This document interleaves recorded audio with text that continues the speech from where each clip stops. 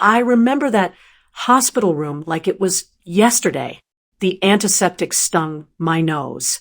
My veins ached from another chemo session, and I was too weak to even lift my hand.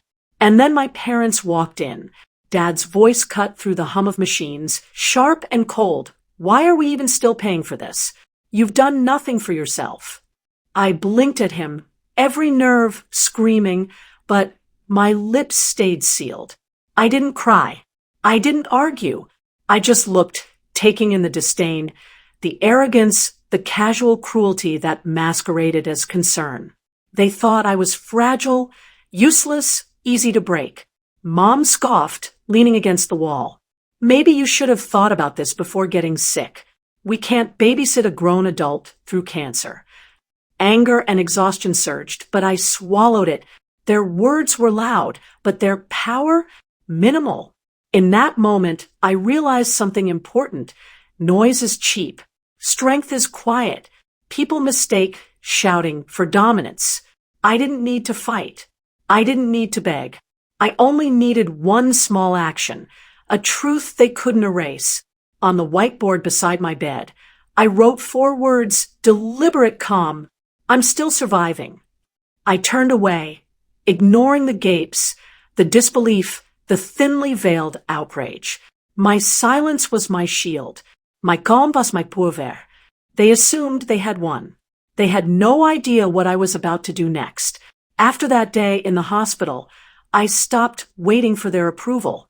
Every treatment, every weak moment, every painful step became my own battle, not theirs. I focused on myself. Quietly, I rebuilt my strength day by day. Physical therapy, nutrition, research on recovery, learning new skills. I poured everything into regaining control over my life. Every small effort was a brick, forming walls they couldn't touch. Meanwhile, my parents' arrogance didn't serve them. Dad got caught in endless arguments over bills and responsibilities he refused to face. Mom's casual cruelty drew judgment from relatives who finally noticed her indifference. Their noise, their ego, their distractions, they were busy collapsing under their own weight. I, on the other hand, grew invisible in the most powerful way. No dramatic announcements, no shouting, just progress, healing, strength. People around me began to notice, doctors, nurses, friends. They whispered about my resilience, my independence, my quiet determination. The contrast became undeniable.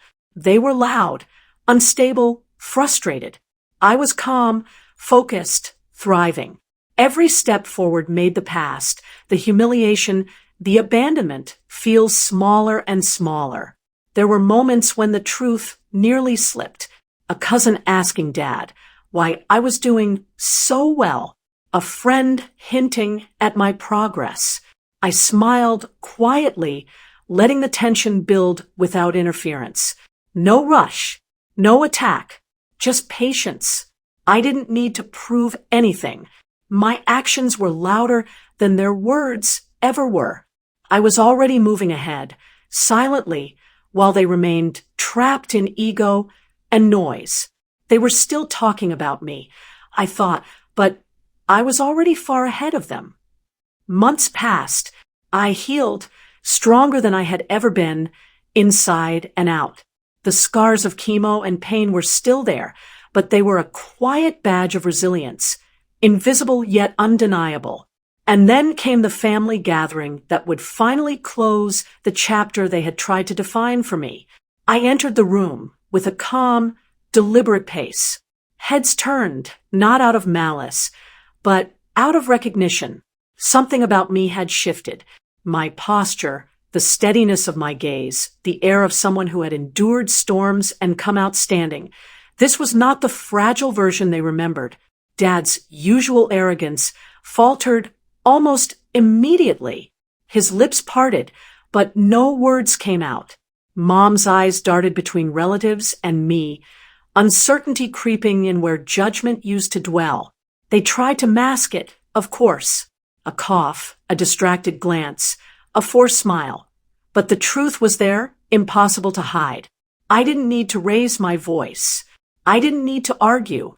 The evidence of my survival, my independence, my silent strength filled the room more loudly than any words could. And yet, for precision, I chose 4 simple words: slow, deliberate, unshakable. I survived. On my own. The room went quiet, not the kind of quiet that waits for the next argument, but the kind that fills the space with respect, hesitation, realization.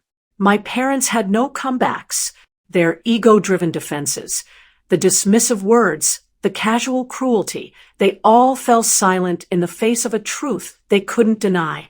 I took a seat, composed, letting the weight of my calm authority do the talking. Family members glanced at each other, some nodding subtly, some barely hiding astonishment. I spoke only when necessary, my voice steady, measured, conveying strength without aggression. I explained nothing about their past behavior. I only lived in the present, showing that I had moved beyond the confines of their judgments. And then, almost imperceptibly, a shift occurred. My parents' demeanor softened, not out of pity, but out of recognition. Dad's eyes met mine, something between shame and all lingering there. Mom's hand twitched nervously, unsure how to reach the child she had dismissed. But I didn't wait for apologies. I didn't demand explanations. I didn't need closure. They had already been shown the undeniable truth. I realized then that the power of silence, of patience, and of self-reliance was far greater than any shouted confrontation. The respect I now commanded wasn't given. It had been earned quietly, steadily, while they had been blind to it. I left that gathering with the same calm I had walked in, with my presence alone having rewritten the narrative. I didn't gloat. I didn't retaliate. I simply existed, strong, independent, and unshakable. They thought I was weak because I was quiet. They didn't know I was simply busy becoming strong. And in that silence, in that composed exit, I realized strength is built in the unseen moments, and respect arrives on its own timetable.